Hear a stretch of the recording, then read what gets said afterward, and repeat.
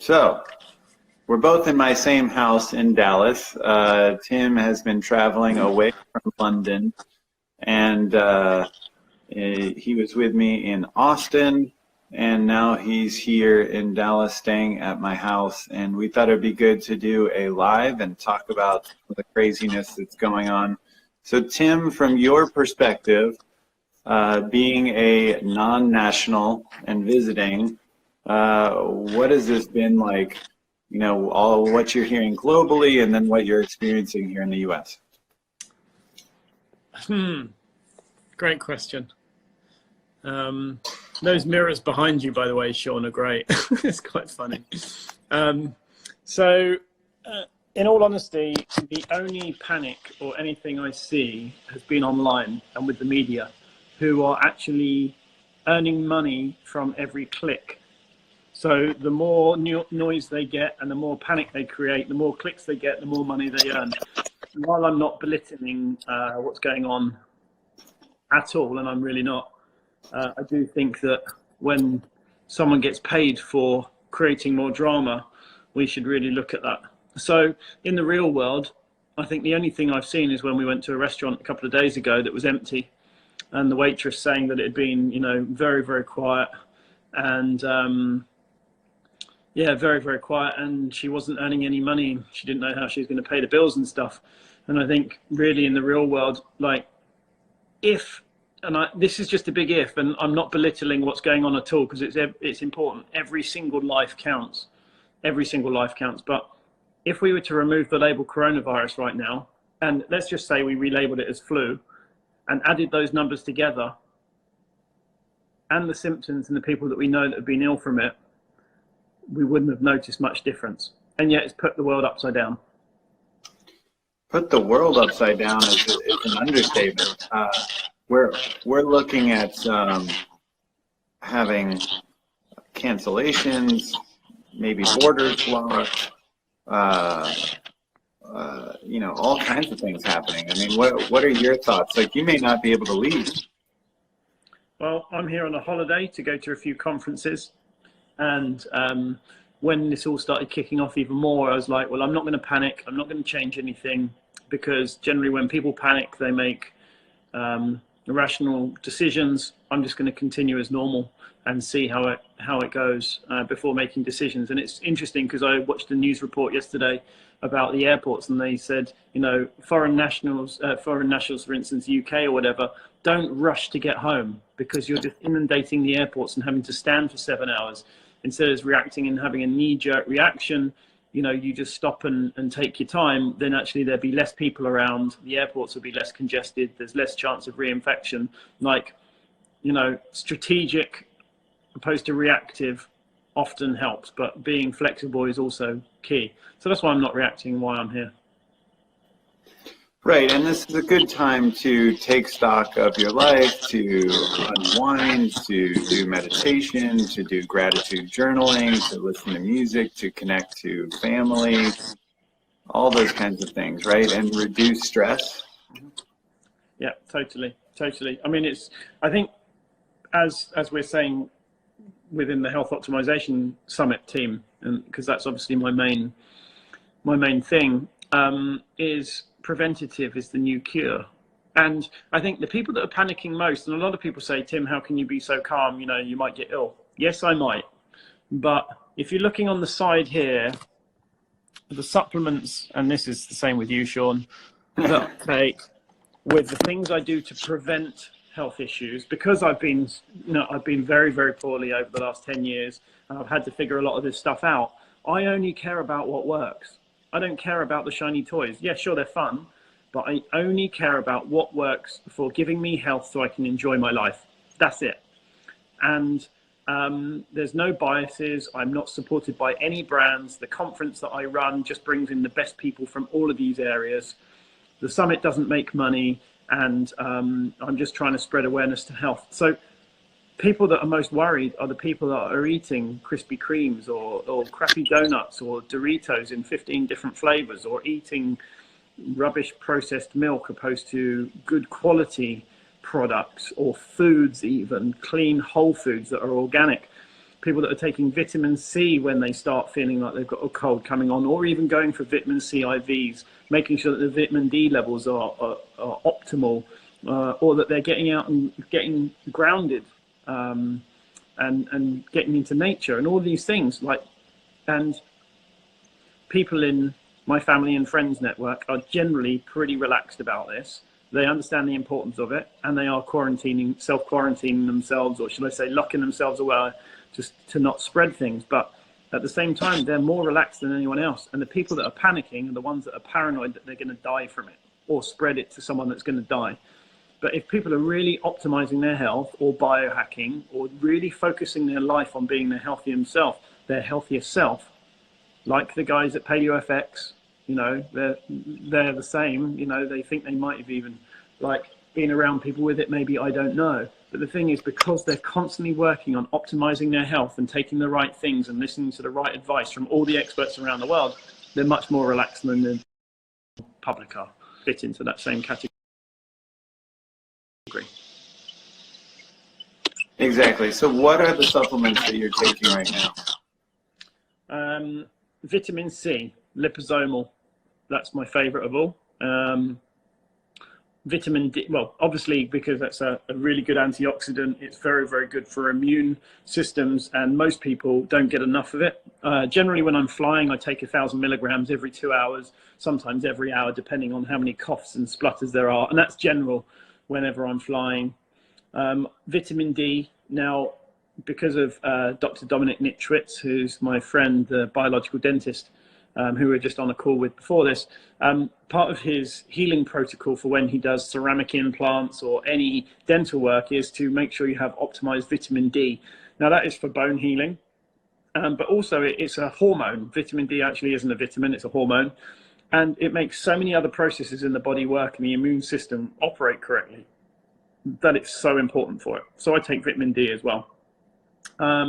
What else am I taking? I'm taking Colloidal Silver, which I use as a mouth rinse every day. And that's because I recently have an oral microbiome test done, and it shows that I need to rebalance my oral microbiome. And I also do microbiome mouth rinse. Let's just have a look at my supplements. Zinc. I've actually got some zinc, which I don't take all the time because that can displace copper, which then can give you red blood cells issues, and it always competes for copper. So I take that, and actually I've just got a fairly generic brand that I picked up here in the States because every other brand was gone because it just said zinc on it. But what I do is I break this down and I use it in my mouth as a kind of a mouth rinse, which is great. What else have I got? I've got, I'm obviously optimizing my vitamin D, my vitamin B12 methylation. So B12, methylfolate, methylcobalamin, trimethylglycine, because as you know, viruses really do use up your B12 resources. And so by boosting those levels, then obviously you're gonna protect yourself from viruses more often. I'm also saunaing every day at the moment, and I'm very lucky that you've got one downstairs here. So I'm jumping in it twice a day at the moment. And hydrating properly, and that means with Totem Sport or Kinton Hydration, which are really good, obviously, for minerals, for your electrical system, especially if you're stressed with all this anxiety from all the news and the fear mongering that's going on. I actually put a whole list out on my Instagram wall a couple of days ago, the supplements I'm taking at the moment. One of which I forgot to mention, is actually something called BHT. Mm-hmm. And I heard Dave Asprey talk about this on a podcast, must have been 6 months ago. And he said that it can help cure herpes in no time. So, of course, I started researching it and reading as much as I could about it. And this has been for many, many months now. Apparently what it does is certain viruses have a lipid envelope. Let's just say it's like a cell membrane in my mind. What happens is with BHT, it actually breaks down the lipid envelope, which means that your immune system can then actually attack the virus. And that's the same with another supplement I'm taking right now. I'm just trying to remember the name of it. It's gone from my mind, but it'll come to me in a minute. So anyway, so BHT is actually really effective, and I recommend you Googling it and having a look into this. And it's actually a food preservative, and which they use in certain packaging. But from what I've tested so far, it seems to be working and pretty good. And then the final thing was, and I'm just looking at my supplements again. Yeah, it'll say added for freshness. Yeah. BHT, like in foods. Yeah. Oh yeah, and oregano oil. Here we go. So NAC, which I take every morning, 2 of them every morning on an empty stomach, and that's to produce my own glutathione opposed to just supplementing with glutathione. I do take glutathione when I'm flying as well, just to give myself an extra boost. But if your cells are full, you don't need more. So I take 2 in the morning on an empty stomach and 2 before bed. And that's very, very good for natural detox and helping the body work as it should do for the whole liver set of processes, and methylation and glutathione. And then I take oregano oil from Air One, my favorite shop in the world. Oregano oil, which is very antibacterial, antifungal, antiviral. But if you take it for too long, it's like basically bleaching your gut. So you don't want to use it too much and it causes you GI issues. So it sounds a lot, but the preventative is the new smart. And I think the world will now understand this more, why biohackers do what they do to prevent being ill or promote longevity, or so that they're less worried about getting ill. Right. So what are you doing to de-stress or reduce fear when it's so easy to go online or watch the news and get hyped up right now? Dude, as you know, I'm sitting here on my iPad and on my phone all day at the moment, and we prioritize what's important to us. Like yesterday, we were talking about content, of what content to do and things like that. And it's like, well, actually, the most important thing is to focus on the content that's important to people right now, opposed to talking about, well, who cares about, something that's not of the moment that might be important in a year's time. Let's focus on what's important now. So I'm sitting reading and understanding this from all angles, and I'm completely open. I'm of growth mindset. I really enjoy learning from everyone, listening to people's opinions. One thing that I don't like in this space in general, and I've seen it from several biohackers in the last week, is they're panicking, opposed to going, let's remove the emotion, let's not use hyperbolic language and create more panic. Let's think logically. Let's not predict what's going to happen in the future, because as you know, and famous psychological quote, and I can't remember where it comes from, is, most of what we worry about doesn't ever happen. It's actually the worrying that creates more of the issue itself. Now, while I'm, again, not belittling what's going on with this coronavirus, I do think that looking at the data of what has happened opposed to what could happen is far more important, which is what makes biohacking so important, because everything is quantified and you use the data. So why wouldn't we remove the emotion and think logically in data, statistics, the best we can? Now, where the issue is that the quality of the data, because if the data's rubbish, then you're not going to get anything. And unfortunately, data can be manipulated to suit whoever wants whatever. So, I always go by the rule Occam's razor, and usually the simplest thing is often the most effective, but sometimes you need to drill down. And I think you've got a quote that you shared with me earlier on that you wrote, which I think is really timely right now. So I don't know if you want to read that out to everyone. That's everyone's. I don't know. I don't know if I can read it here, but essentially, it's about, I don't know. Can you actually pull it up on your iPad? I might cut out. I'll see what I can do. I'm getting like some feedback coming through. Like, I don't know, for some reason. That's why it's hard for me to talk on my end. Yeah, let's have a look. Well, where are we? Here we go. So I'll read I'll read bullet points from it, shall I? And just say, sure. So for people under 19, it seems not to touch them in any notable way. Those under 9, nothing at all. those of healthy age with good health, it's like a bad cold or flu light. Or should that be flu-like? No, flu-like, like a light version of the flu. Good. Feeling exhausted for a few days, phlegm for a week, tight chest for a couple of weeks. The only people that it's worse for, and possibly more deadly than flu, is for those with respiratory issues already, including the elderly, autoimmune sufferers, etc. For the last group, obviously they should take care. And for those of us that could get it and expose them, we should take care. But many people already have it. And actually, I would agree that I feel like a lot of people have already got it, but they didn't necessarily label it as that because it wasn't necessarily a strong thing. I mean, at the end of January, I had a funny chest feeling, I had a little bit of phlegm, and I had 3 days of, I was absolutely wiped out, but I still carried on, and I just thought, okay, I'm just going to hack it like normal, and I didn't really think about it. And it wasn't until I was talking with a couple of people the other day about it that they said, oh, I had the same at the end of January as well. So I'm wondering if it's already amongst us all. But now we're labeling it and testing, and the more we test, the more numbers show.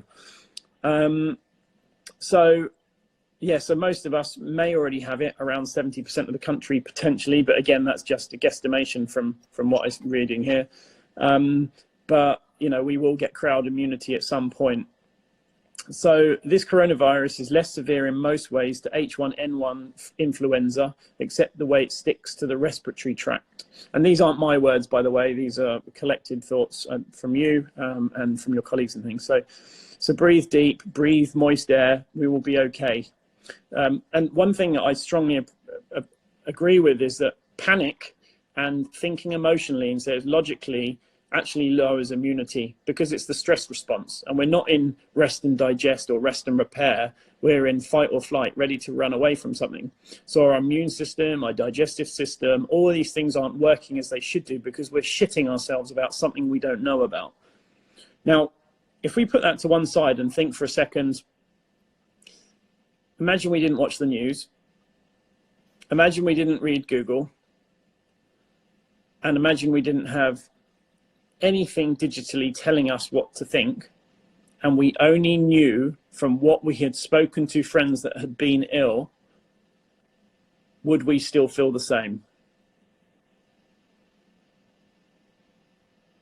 Because I know one person that has it right now in London, and she's been in bed for 3 days, and she said the flu was worse for me. So you know, it can, like, another thing I said to someone earlier on was that, like, the amount of people that have died so far, there are considerably more people that have died in accidents every day. There's actually 1.35 million people a year that die in car accidents. And I know that the virus isn't up to full speed yet, but the point is does that mean that because, and we will probably have to live with this virus for quite, you know, for ongoing now, and we go, well, lock yourselves at home, you know, ongoing for how long? Well, do we say to loved ones that are over 60, don't drive because you've got a higher risk of driving? No, we drive for them. We look after them in some way. And at the moment, that is us locking ourselves away so that we don't spread it. So really, chill out, you know, meditate. Take these week or 2 weeks to sit down and read books and switch off and really, really focus on yourself and your energy and your healing, because your immune system will be better for it. And you would have read loads of books, cool books about health, and you would be able to help those around you, which is what we're trying to do by sharing what we've learned from all of our colleagues, all of our friends, all of our reading, all of our books over the last 20 years nearly of combined work to distill it into a Instagram live right now. That's beautiful. So how would you change your diet, your routine, your daily living right now to compensate for this? I wouldn't change anything because I don't need to. That's the point. I mean, health optimization is to optimize your health, and optimize is continuous improvement. It doesn't mean you're in a bad place. It means you're always striving for better or perfection. So most of the things I do at the moment, I do when I need to, or ongoing. such as I would not take zinc all the time, because as I said earlier on, it does compete for copper, which then can obviously have different issues. I don't take vitamin D at 10 to 20,000 IU a day around the clock. But if I do, it's because I've got some healing to do, or I feel like my levels are low. And I do get mine tested, my vitamin D tested every 4 to 6 weeks, so I know where I sit with that. I also obviously do intercellular testing, as you know, and I look at what I've got on a cellular level, deficiency-wise, and supplement based on that. So really, I do what I need. I put all the building blocks in place to make sure that I am as optimal as I can be for health. And sure, I do cheat with the odd thing with eating badly, like I had a burger the other day. And I did eat the bun. But, the most part, 90 to 95% of the time, I'm eating super clean and healthy, organic, veg, grass-fed meat. And I put my health before everything else. That's why I'm not shitting myself.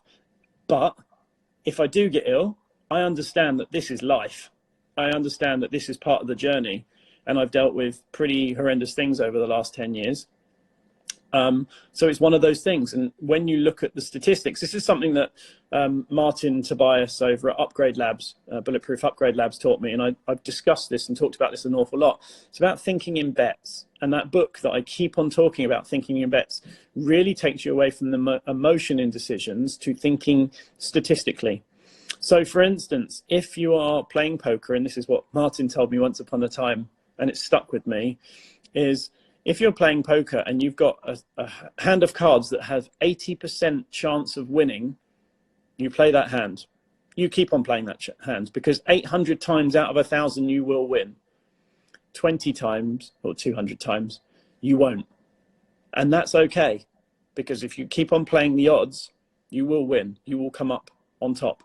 I do that with my health. I go, actually, what do I need to do to minimize the risk, to increase my chances of winning? If something happens, I'm ready for that, because I have done everything in my power to make sure my immune system or health is optimized, opposed to drinking 3 or 4 nights a week, or opposed to just doing all these crazy things. I dedicated my life to it, which is why I've built the movement in the UK with my team. Yeah, that's perfect. I love that. And speaking of statistics, if you do have your one cheat meal, if you want to even call it that, I don't like to call it that because it implies it's bad, but if you have your one meal that may not be super healthy, out of 20 meals, statistically, that doesn't really add up to much. Just like people that eat like crap for 20 meals and have one healthy meal, statistically, it's not going to add up to much. So I like the idea of, if that keeps you healthy, if that keeps you on track with a really good diet to occasionally have something, then it's okay. You don't have to be perfect 100% of the time, and it's not all or nothing. It's about the long game, is what you're saying, and it's about staying on track the majority of the time, right? Yeah, and I think I think a lot of biohackers are all in or nothing. Like, they will sauna every single day and never take a break. They will be down the gym stressing their adrenals every single day. They will be taking 50 different supplements every single day. It's all in or nothing. They have tunnel vision for it. It makes them extreme, and I've learned from this myself. Opposed to relaxing and doing, for them it's either binary. It's either on or off. I either do it or I don't. It's in my eye line or it's not. I've learned to obviously trim back and not be completely all in and obsessive, because that actually puts you in fight or flight mode, which means that you're stressed, which means that you're not in rest and digest, which means that your immunity isn't as good. So ironically, by doing too much, you're not doing enough. So over optimizing is unoptimal. So I think it's about, if you think about a list of 15 different things to have the best immune, ticking off as many as you can and sticking to those the best you can, but understanding you're human and letting go a little bit is okay, opposed to getting stressed when you do. So one of the things, just to make this clear, one of the things that we're all hearing about in the news is how to avoid corona. But we want to make it clear that there's ways to boost your immune system and chances are you probably are going to get corona or the flu or the cold or something. So why not find ways to boost your immune system, right? And that goes back to taking the vitamin C, to having colostrum or zinc or glutathione or N-acetylcysteine, L-lysine, and some of these kinds of things. Doing some occasional fasting, eating whole quality foods, getting your sleep in, getting great hydration, these kinds of things, right? Boosting your immune system. Yeah, I agree. And like Jen has just said, I mean, smiles and laughter are some of the best medicine. They are. So is also natural sunlight, so is grounding, so is proper hydration with the right minerals, so is eating well, so is hugging, and even if that's digital hugging at the moment. You know, all of these things contribute. Like, look at what it would have been like to our ancestors.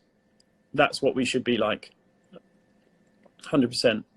Exactly. And I feel like right now we're all addicted to this negative news and the panic and the fear. And then we're watching movies. If we're watching a movie like Contagion or, you know, these kinds of things, these pandemic type movies, I think right now is the time that we should be watching the romantic comedy or the comedy or, you know, the funny show and just and connecting with our family, reading a good book, relaxing, laughing, like Jenna just said, and reducing some of this panic that really would only, to your point, only exist now when we have omnipresent news, omnipresent internet, omnipresent social media, that it's just building in a way that like wouldn't have been possible 10 years ago, right?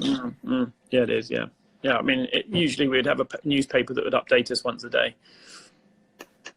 Exactly. So I mean, now it's really interesting because I read the book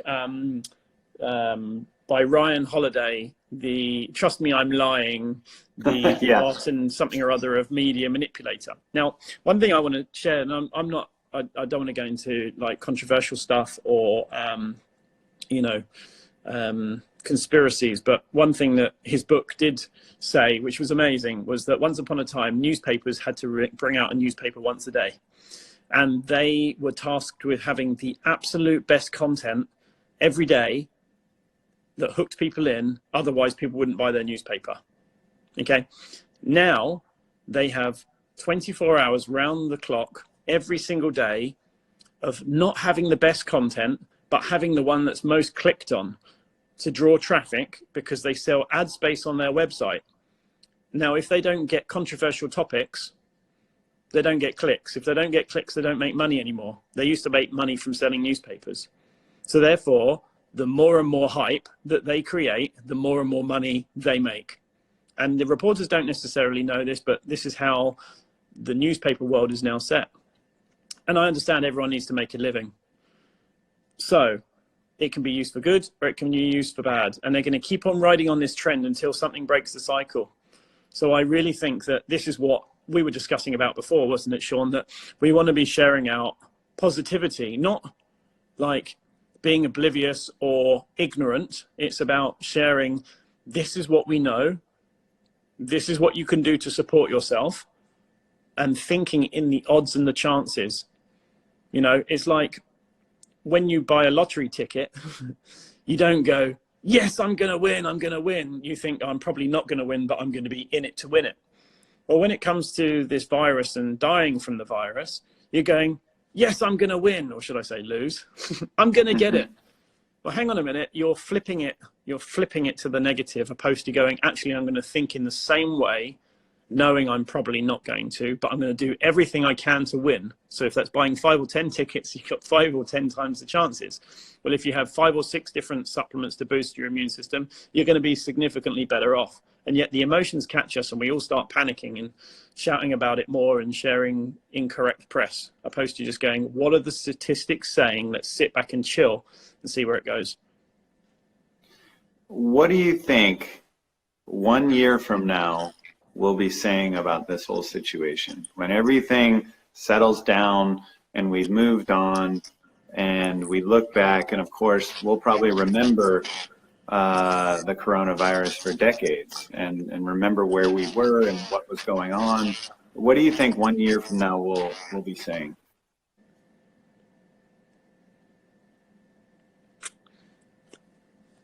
I don't know, in all honesty.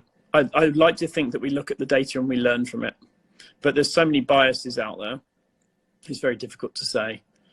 I would say that we would look at the total amount of deaths from it and compare it to flu. And even though people are saying it's not the flu, it's not the flu, it's not the flu, well, the label is different, and sure, it's a different virus, but every year we don't go, it's different, it's different, it's different, and yet it comes back every year and it's slightly different every year. I don't know. I would like to think that the world learns from this panicking, and it's a bit of a wake-up call for social media. But even when I share out in the Facebook group for Biohacking London or on my Instagram, I'm still getting a lot of pushback from trying to say, look, here's an objective view of it. Like, I'm on the fence. I just want to learn, and I want people's opinions so I can get as much data to form my own opinion. But I'm still getting pushback even from friends or people who are in the group that are, you know, avid followers of mine, and they're very emotional about it, speaking in very emotional language and pushing back. So I really don't know how this is going to be in a year in terms of learnings, because we've had this before. We have had this before. It was not quite such a media scare before, but the numbers were quite similar. I would like to think that we learn from it. I really would. I do think that the governments would be more geared up now, because this is good data for them to optimize from, to know what is the best and worst approach going forward. So I think the governments will definitely learn. But, you know, if the toilet roll thing is anything to go by, someone probably created that and said, oh my God, we're going to use the toilet a lot, let's go and buy all the toilet roll. And then it spread out to someone else and someone else and someone else and someone else. And now it's, even in Dallas, the shelves are empty of toilet roll. Come on, guys. Like, you know, will we learn? I hope so. It's crazy times, but don't you think that you're talking about how the press revolves around scaremongering, as this person just said, and clickbait? Isn't it the same with people on social media? Like, the bigger accounts on social media, don't they survive on clickbait? Aren't they promoting a lot of this kind of stuff? Don't they win when they are, you know, kind of putting out alarmist content? They are, but they're human. They're not doing it for money. Okay, there might be an indirect money gain there at some point, like, you know, or their ego having more followers, but ultimately they're human and they panic the same as everyone else. You know, it's just like the reaction. If someone throws a tennis ball at you, you're going to grab it automatically. Automatic response. Same with emotional panicking, or when someone says that there's a virus going around, your immediate reaction is to think about you, about catching the ball. You know, we're all human. I think when there's a direct financial incentive to share this, then it's different. I mean, I try to be objective with the content I share out and say what I do, not telling people what to do, so that people can see what I do. And I would like to think I'm fairly well researched, and there's no scaremongering, there's no nothing. And I try to keep a smile and joke and fun around it, because it can become quite depressing. And even someone that's quite quantified, such as myself, it can be quite daunting to think about what's going on right now. And that is only because of what I've read on the media. Well, why do you think this is so much different than the flu and how we are reacting to it, given that the flu has much greater numbers? It's the unknown, because it's been labelled as the unknown. And I know that my friend from London, who is in bed at the moment, is listening or watching. I've seen her pop up. I think, well, she said that the flu, it's not the worst flu she's had. And I think if people know it's the same as every year, but just a little bit different, there's no panic. When people are told it's this new killer bug and it's different and it's more spreadable, people panic because it's the unknown. But funnily enough, I've spoken to several practitioners, and each one of them said their patients or clients that have got it are more chilled than they would expect. It's because they know the unknown. They know what the rest of us that haven't got it know. And so that's the panic in uncertainty. And I think that when we do reach saturation point, people will know what it is. And relax a bit. So this is an example I think I discussed with you the other day, Shawn. It was like, imagine for a second that there was this new virus called herpes, right? We'd never heard of it. And they said by having sexual contact or kissing or oral sex, it can give you warts, it can cause immune issues, it can cause cancers. Human contact would be pretty scarce for quite some time, right? But we're used to it. It's part of society. It is at pretty much at saturation point. It's been passed around. I think I read a statistic that 60 or 70% of people have HPV in some form, and it's part of normal testing for girls especially.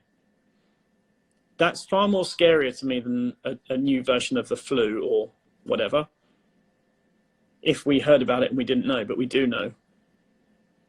So for me, that's a critical point, and that's my justification for being a little bit more chilled, as well as optimizing my health with these supplements. Yeah, to 𝐦𝐨𝐫𝐞, Essex, Cryo, by the way, I just want to say that I agree when you hear 250,000 deaths, these statistics scares, but doesn't 1.35 million car accidents a year scare you even more? It's all in context. It's a great point about the unknown, and I do think you're dead on about why there's so much fear with this. So, given everything that's going on, and there's so much noise between social media and the news, who do you listen to? Who do we listen to with 600 million sources of experts? Well, everyone's an expert all of a sudden. I mean, I shared something out yesterday and said, I'd love your opinions on this post, please. Someone said, this is an uneducated, you're an uneducated and not an epidemiologist or whatever. And I'm like, I know, I was asking for people's opinions. It's just crazy. What I listen to the data, and obviously you have to trust the data, and it's very difficult at the moment because it's growing more and more every day. There is, I think, the ultimate death figure is the ultimate telling one, but each country is different. Like the death rate is significantly higher in some countries, not necessarily because of the amount of people that have got it, but because of how the system is overloaded in terms of hospitals. So yeah, or it could be because of the age group in that country or the area. You know, for instance, look at Italy. If one of the villages had an average age of 50 plus, the statistics are going to be higher because their immune systems isn't so good. You know, whereas if it hit a village of children, you know, it would be almost zero. So it's about working out for your demographic more. Where I listen to is,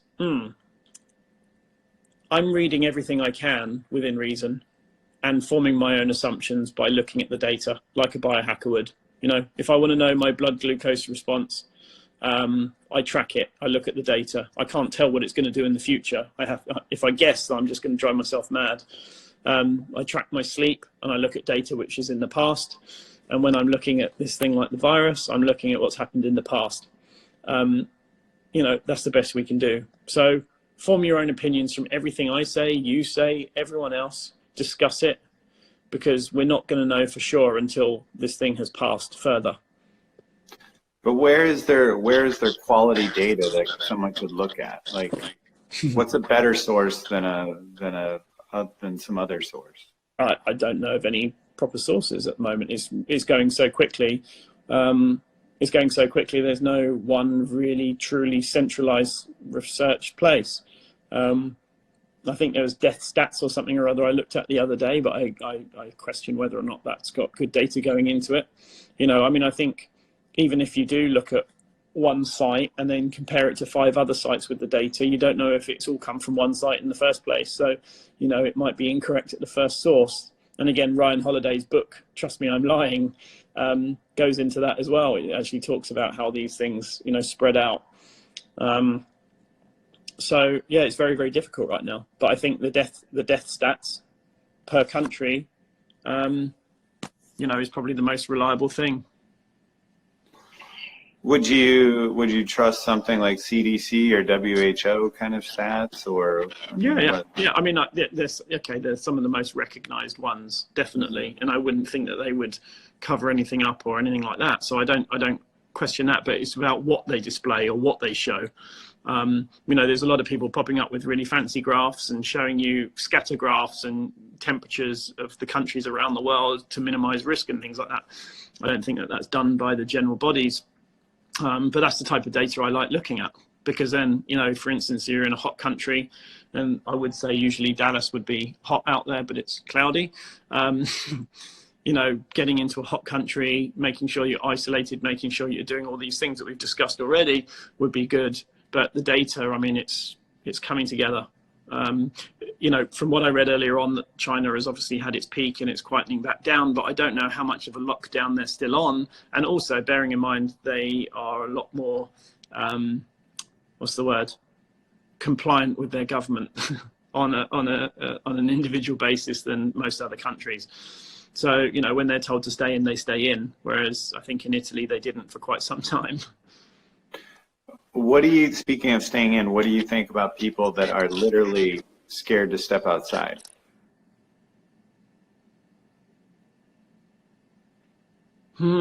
Depends on their health status, because somebody isn't someone. I mean, if they have had illness and they've had, pneumonia, or have immune issues, or they've got cancer, or any one of these things, I would say stay in anyway for the meantime, just to protect yourself. I mean, the odds of you dying from it, I mean, it's odds, it's statistics. I mean, it's working out the best you can. I think in England, it's 0.02% chance of dying if you're under 60 and, you're healthy. So, I mean, I'm thinking about the odds here, and I think I've got a lot more chance of dying in a plane crash or a car accident,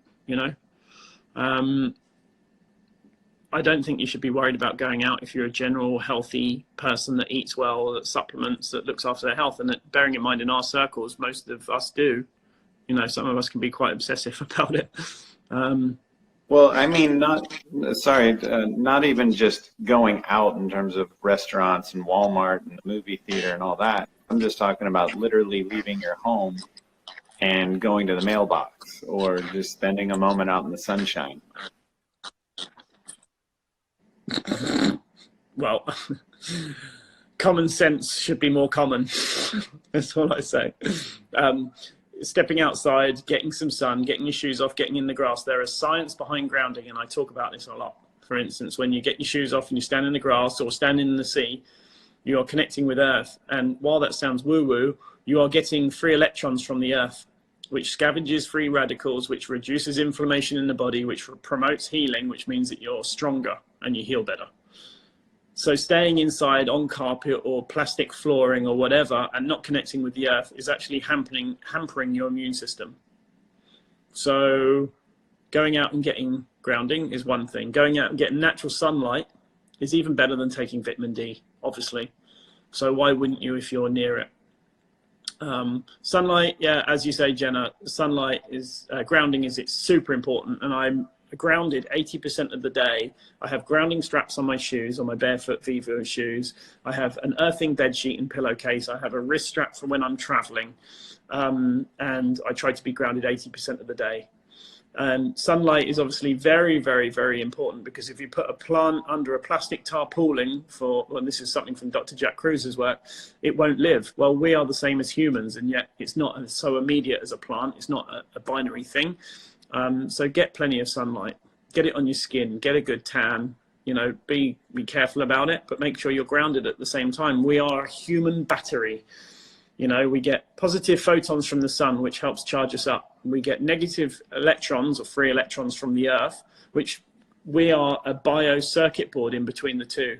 So it charges us up while basically reducing all the free radicals, everything like that. But if you're not going outside and getting the two most important things, how are you ever going to be right? That's so good. I actually just got the Garmin Phoenix, which is similar to like the Aura and BioStrap and some of those devices. And it has a body battery feature that uses HRV temperature.